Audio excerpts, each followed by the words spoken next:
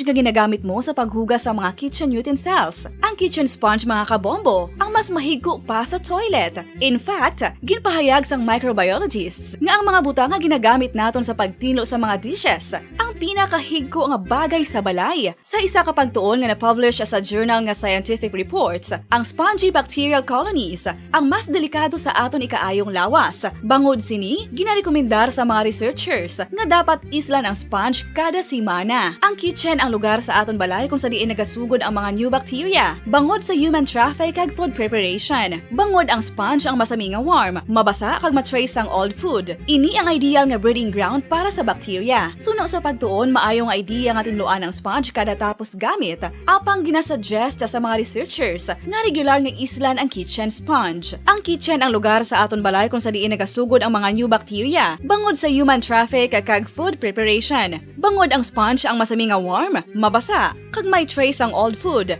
Ini ang ideal nga breeding ground sa para sa bacteria. Suno sa pagtuon, maayo nga ideya nga tinluan ang sponge kada tapos gamit, apang ginasuggest sa mga researchers nga regular nga islan ang kitchen sponge.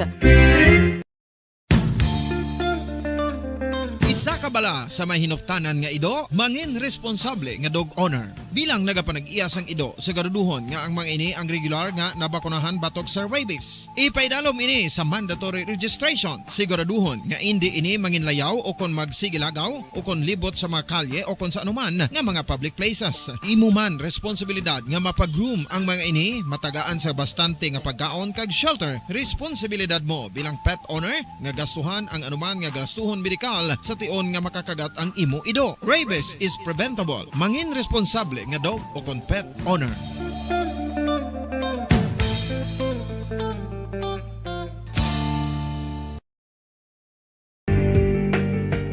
Kinahanglan mo bala nga mag-recharge? Hindi mo na kinahanglan nga magsalig pa sa caffeine. Bangod ang pag-power nap ang makapaboost sang memorya, cognitive skills, creativity, kag energy level. Ang power nap o kon cat nap ang pagtulog sang malipot nga oras kag may tinutuyo nga i-revitalize ang isa ka persona. Masami ini nga nagadugay sang 15 tubtob 20 ka minutos ginahimo kun udto o kun hapon. Santo sa pagtuon, mas mangin alerto ang isa ka persona kung maka-power nap ini. Nagapabuhin man ini sang stress kag nagapa-improve sang cognitive functioning. Isa ini kapamaagi agud nga ma-refresh ang utok sang tawo kung ginakapoy. Magluwas diri, nagapanubo man ini sa risgo sang heart disease. Mga kabombo, subong nga holiday season, madamo gid ang pagkaon apang ano bala ang dapat himuon kung may matabo sang suspected foodborne illnesses. Kung may matabo nga suspected foodborne illnesses, dapat i-preserve ang mga ebidensya. Kung may bahin sang suspected food nga nabilin, taguon ini. Putson sang maayo kag ibutang sa freezer. Magpabulong sa gilayon. Kung ang sintomas nagapadayon o kung nagalala, gilayon nga magkadto sa doktor agud magpakonsulta. Hindi man magkalipat nga i-report ang insidente sa local health department. Ginhangkat man sang mga problema dala sang pandemya kag iban pa. Kita padayon nga magatindog, magabato sa anuman nga unos sa Pilipinas ukon sa dinman nga bahin sang kalibutan. Sa ulugon nga puno sang kalipay kag paglaom ang subong nga Paskwa. Kaupod ang Bombo Radio Philippines. Merry Christmas mga kabombo! Ini ang Bombo Radio Bacolod para sa pambansang radyo ng Pilipinas. Consistent, overall number 1 sa Bacolod. Basta Radio! Bombo!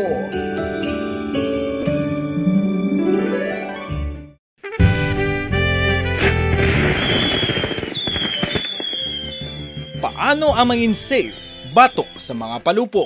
Delikado ang paggamit sang palupok. Tanan nga klase sang palupok ang ginadumilian sa mga bata. Magpalayo sa mga taho o kung lugar nga may nagapalupok. Hindi magpulot sa mga wala naglupok nga mga palupok. Ini tuman kadelikado. Magpabulong gilayon kung ikaw ang nalukpan. Mga pahanumdum nagikan sa Bombo Radio Philippines. Basta Radio Bombo! 1, 2 Panalo Part 1B sa Bombo Radio at Star FM. Ito ang isa sa mananalo ng Daily Prizes. Ako si Alma de Guzman sang Sunwan, Barangay Mambulak, Silay City. Ako nagdaog sang 500 pesos cash, kag balor nga 650 nga groceries. Ako nagapasalamat gid una sa tanan sa aton mahal nga Dios nga ginbugayan sang sini nga grasya paagi sa Bombo Radio kag sa Star FM. Kag ining akon nga nadagan ang kwarta idugang ko sa kinanglanon sa amon panimalay kag subong man sa bulong sa akon nga bana na stroke na siya. Pagkatapos dugang jutay nga kapital sa akon negosyo man para nakadugang-dugang. Kamo nga mga utod ko nga ara dira nagapamati kag nagalantaw sa Bombo Radio. Ginaagda ko man kamo magpasakop sa sining ilang nga promo nga dako nga bulig ini para sa aton nga kinahanglanon. Kag sila nagapadayon sa gihapon. Basta Radio Bombo number 1. Number 1 ang Bombo Radio.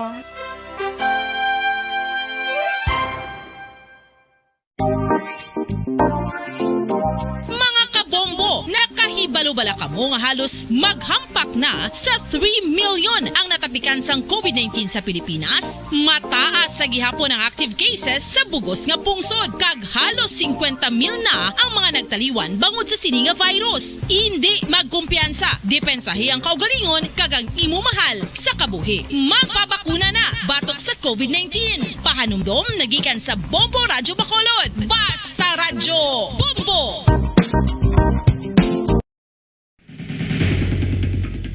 Ang food safety ang nagagarantiya nga ang pagkaon hindi makatugas ang anuman nga halit sa consumers o kung makakaon sini, samtang ini ang ginahanda o kung nakaon. May ara man sa ginatawag food and waterborne diseases o kung grupo sa mga balatian, tugas ang anuman nga infectious o kung non-infectious agents. Ang mga masunod ginakabig common causes ng food and waterborne diseases. Unsafe nga ginahalinan sa ginainom nga tubig, improper disposal of human waste, unhygienic practices, unsafe food handling, and preparation practices. Mga pamaagi para mangin matinlo kag safe ang aton mga pagkaon. Ipabilin nga matinlo ang palibot. Isiparar ang hilaw sa naluto ng mga pagkaon. Lutuon sang maayo ang mga pagkaon nga dapat lutuon. Taguon ang mga pagkaon sa safe nga temperature. Depende sa kinahanglan sang klase sang pagkaon. Maggamit sang safe nga tubig kag raw materials.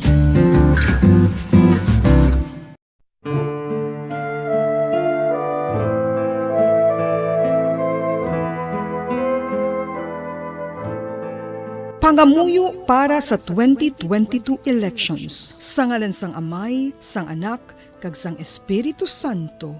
Amen. O Diyos nga amon Amay, sa amon paghandom para sa maabot nga 2022 elections, nagasalig kami sa imo saad nga ipadala mo sa amon ang mga lideres nga nagatuman sang imo mga sugo kag may kinaugali nga nasanto sa imo tagipusoon kag espiritu.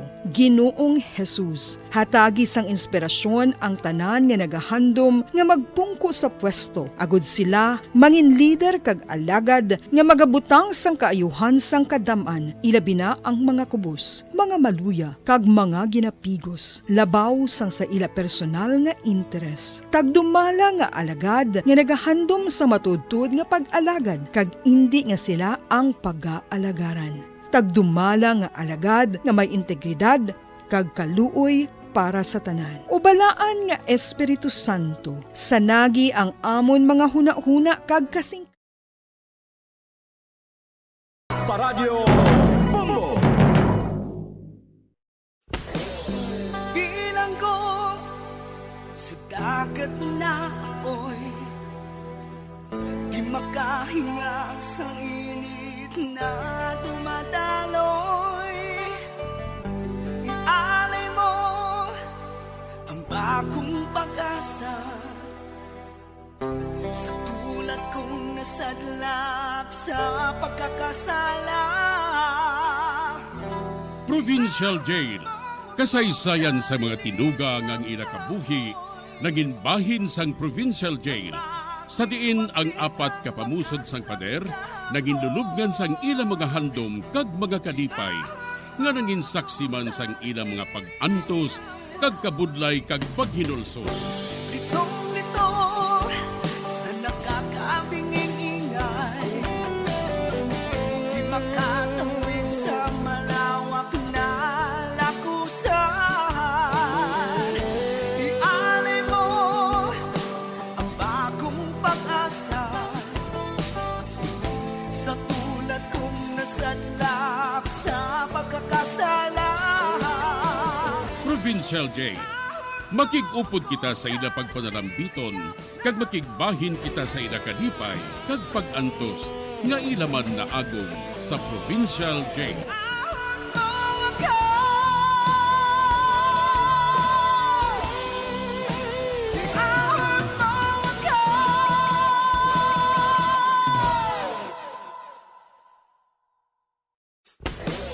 Bilang ko sa dagat na apoy, di makahinga sa init na dumadaloy. Ialay mo ang bagong pag-asa sa tulad kong nasadlak sa pagkakasala. Sa liwat may adlaw sa inyong mga palangga namong nga tagparamati. Sa karon nga adlaw padayunon naton ang kasugpon sang sulat nga ginatagan naton sang kabuhi diri sa aton panatuntunan Provincial J. Ihawak mo ako sa nagliliyap na apoy, na aking matikman ang tamis ng sandali. Bahin sang nagligad. Makikita kung tani ang ila maestra nga si Mrs. Opra sa principal, agod i-report ang ilagin buhat, apag ginbagaan nila ini, kaginlapusan sa bato. Pagkatapos, ginlubong nila ini sa turugban sang Carbaw. So magpauli si Benji sa balay, maging pamangkot ako sa iya, apang hindi maayaw pagsabat niya sa akon. Kag nabatian giniberto, gani ginsakit siya sang iya amay. Diri siningabahin, padayunon ko ang kasugpon sang akon pagsaysay. Diri sa Provincial J. Ay, abo Diyos ko, Berto. Ano ang natabo? Anong natabo nga ang asubong na sinang aton anak? Nagbastos na siya. Wala na siya sa katahuran. Wala na siya sa matasa. Nag-adik ng anak mo, Lorita. O nagsalagid ako. Nagsalagid ako. Oh. Nagsalig ako nga siyang pinakamabuot naton nga anak. Apang karon, naglain ng iya utok. Apang hindi. Buhaton kong tanan agad nga mapabalik siya sa iya daan nga panggawi. Nga mabuot, kag masinulundon sa iya mga ginikanan.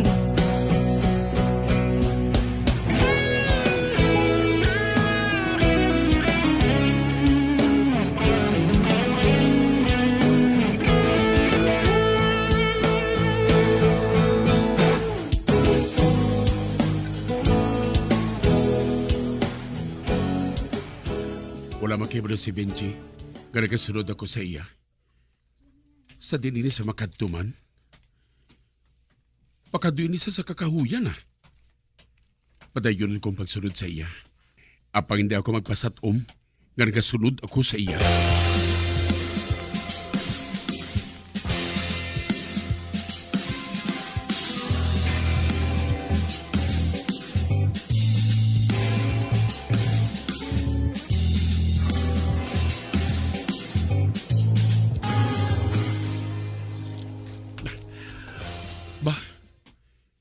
Hinali na nga nadula si Benji. Kag nasunod siya sa kakahuyan ngayon na. Ano ba lang ara dira? Mapalapit pa kita ko. Quinte, sa sunod sang kakahuyan ngayon maragatindo galing ang kapilya. Kag sa paribot sang kapilya ngayon may balay-balay nga mga magagmay lang. Hanika, batid ako dira sa sulod.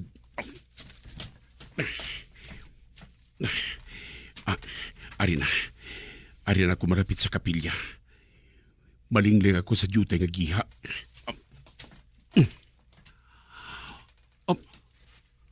Bah, nagaano sila dira?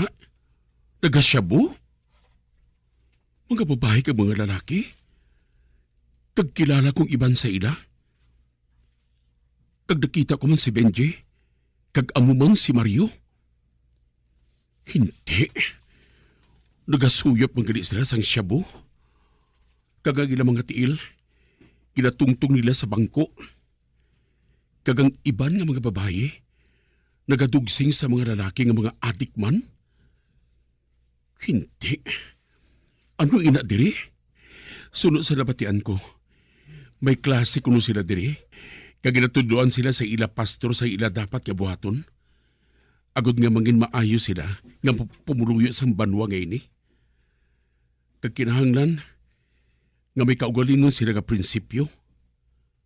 Kag ang prinsipyo nga ina, among pagbuhat sang kayuhan para sa ila isig katao kag sa ila kaugalingon. Anika, pamatian ko pag itang ila kinahambalan.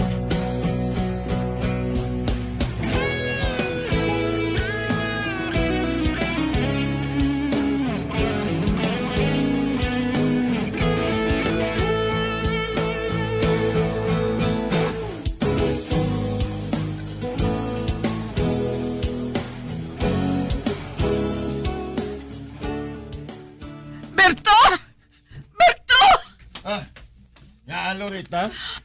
Berto, si Benji, wala na sa iya hinigdaan. Kag wala naman ang akon alkansiya. Isa kalibo ang unod santo nga lunsay pisuson. Ay, abaw, Diyos ko. Wala na ang akon alkansiya. Wala na. Ginkuha niya, Berto. Dire ka lang. Pangitaon ko siya. Basi kung ato siya sa pusuyan.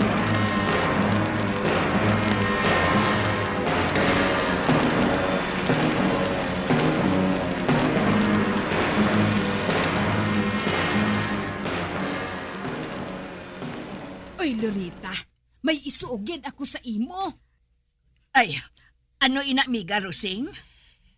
Ang bata bala ni Miga Clemencia, nagabusong. Ha? Nagabusong? Oo. Ano pa? Daw sa mabuang sa kaakig si Clemencia? Kaginbakol niyang iya nga anak. Kag subong, nadula ang iya anak. Ano? Nadula ang bata niya nga nagabusong? Oo. Ginpangita nila subong kay inali lang kuno nga nadula.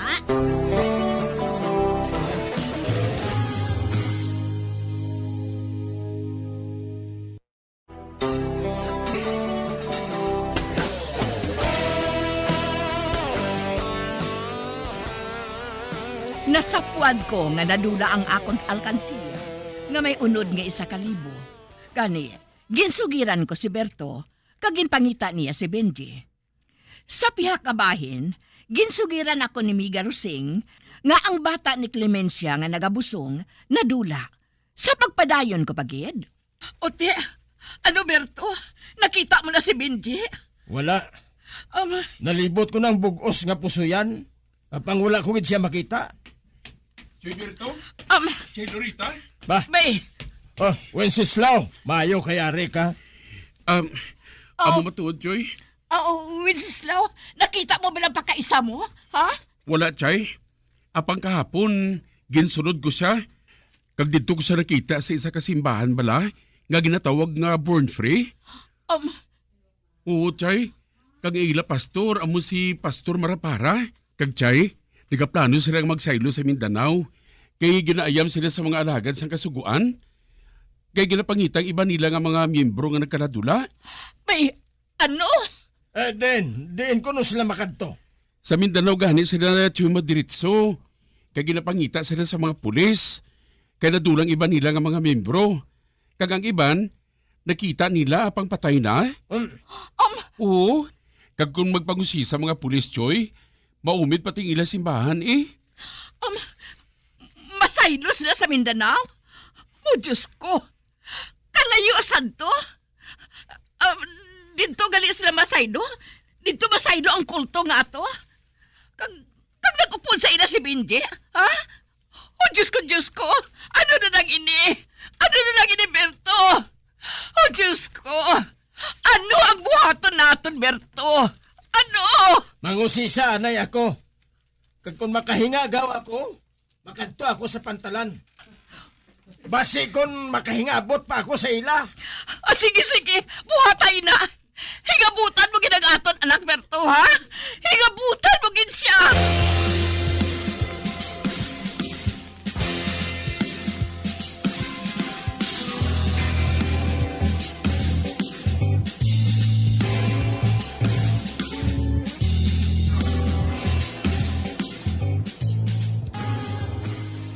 Ano, Berto? Ano ang natabo? Wala, gid. Wala ako makahingagaw. May nakahambal ako nga tao dito. Nga may bapor kuno nga nagkanto sa General Santos. Ate, base ko na mo atong ginsakyan nila. Ang wala sang huya nga bata. Nag-adik na gidgali siya. Husto ang ginsugid sa aton ni Wenceslao. Kag Berto, hindi lang siyang nag-upod dito. Nag-upod pa gid ang iban nga mga lalaki dire, nga pareho man sa iya sang edad. Kag may 3 pa gid ka babae nga nag-upod sa ida. Ang ila mga iloy, na mapatay na sa pangita sa ida. Ilabi na ang iloy ni Hasmin. Katahom nga daan sa bata nga to. Kag pagkatapos, nadula sa hinali. Kay nag-upod siya sa pastor nga ginatawag kay Pastor Marapara. Kag ang malain gali. Kay wala gid kita makahibalo nga may kulto gali nga ato didto sa Katalunan. Ang dumdum sang iban nga nakakita didto nga palahuayan lang ato sa mga bakiro sa mga karbaw kag baka. Kag wala kita makahibalo, Berto. Wala kita makahibalo nga nahiluan na nila ang kaisipan sang aton anak.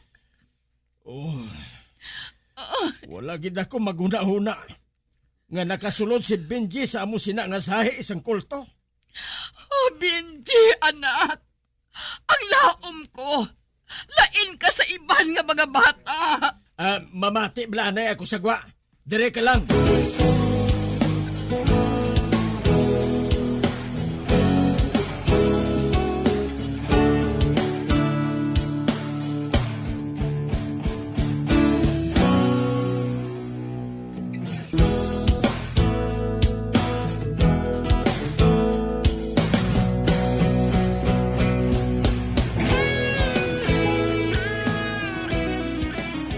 Malain nga balita.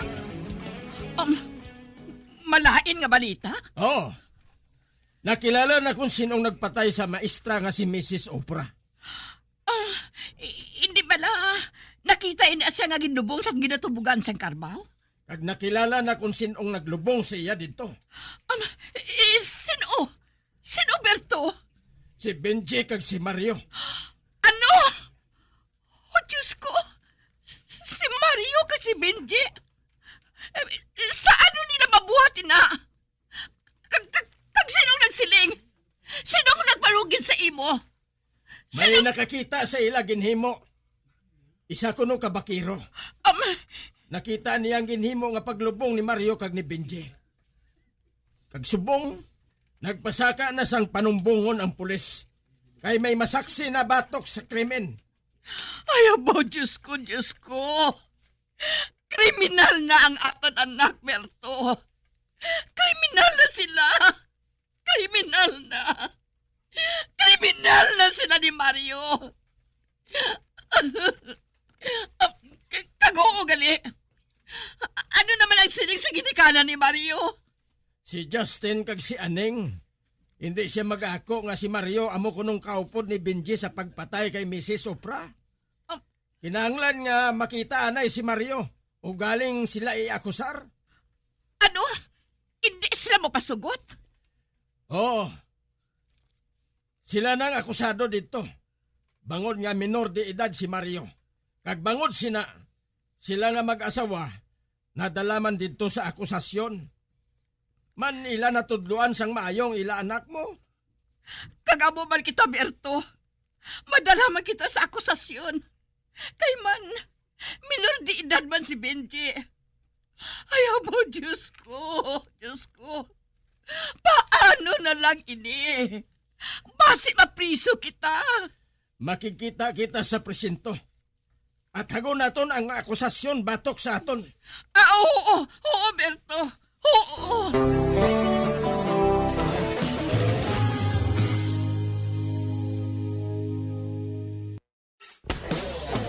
Bilang ko sa dagat na apoy, di makahinga sa init na dumadaloy. Ialay mo ang bagong pag-asa sa tulad kong nasadlak sa pagkakasala. Magabiyan sundagin ninyo sa pagpamati ang mga kasugpunsang sulat nga aton man ginatagan sang kabuhi diri sa aton platuntunan, Provincial Jail. Kag kami diri sa gihapon wala gid nagakalipat sa pagpangagda sa inyo. Gakun kabuman may kasaysayan, ipadala lang diri sa aton platuntunan, Provincial Jail, DYWB, Bombo Radio, Bandalagan, Siyudad Sang Bacolod. Sa direksyon ni Melvin Gatuslao.